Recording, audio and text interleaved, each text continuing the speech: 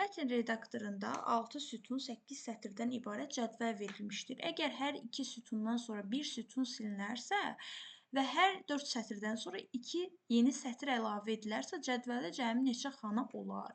Bunu etməyin rahat bir yolu var. Məsələn, deyir ki, 6 dənə sütunumuz var. 1, 2, 3, 4,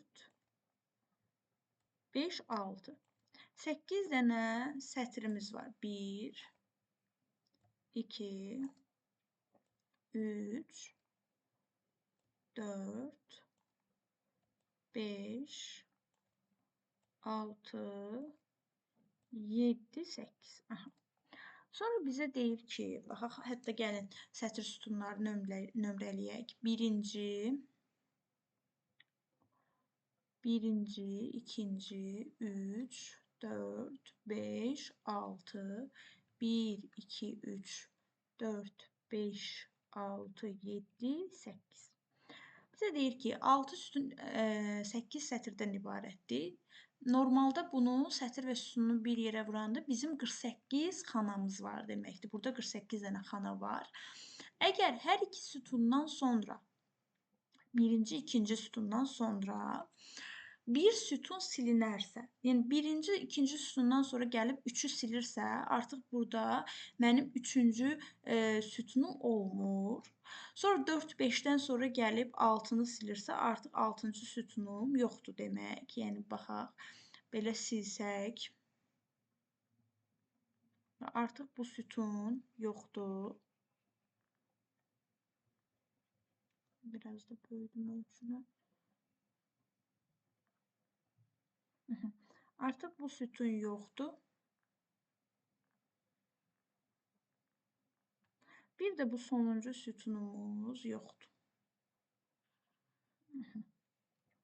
Cədvəl görüntüsü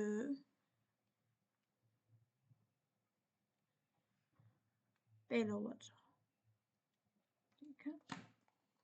Cədvəlimizin görüntüsü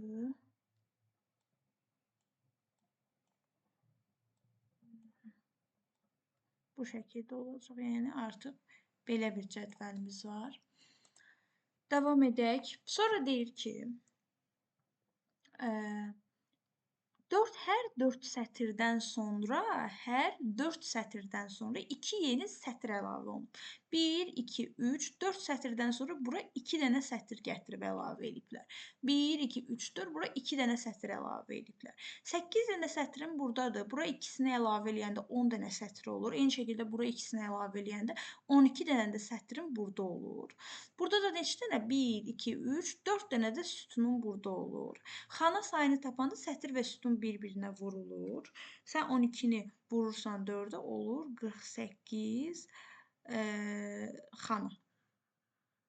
Cavabı olur 48 xana. Baxırıq növbətiyə.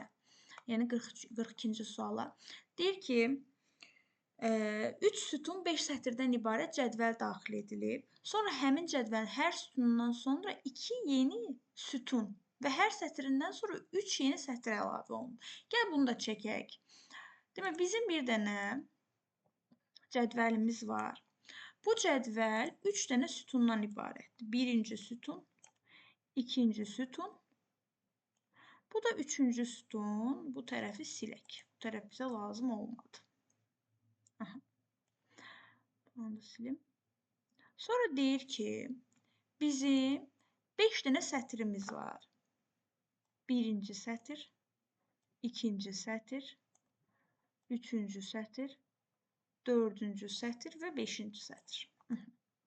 Yenə nömrələyirəm ki, çaşmayaq.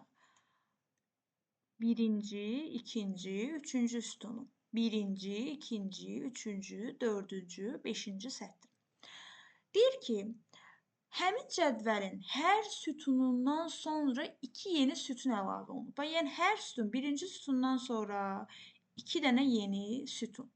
İkinci sütundan sonra 2 dənə yeni sütun və üçüncü sütundan sonra 2 dənə yeni sütun. 3 dənə sütunumuz var idi. Əlavə 2, 2, 2. Nə qədər? 6 dənə də sütunumuz yarandı. Neçə dənə sütunumuz oldu? 3 dənə sütun var idi. 6 dənə sütun yaranırsa, deməli mənim 9 dənə sütunum olmuş olur.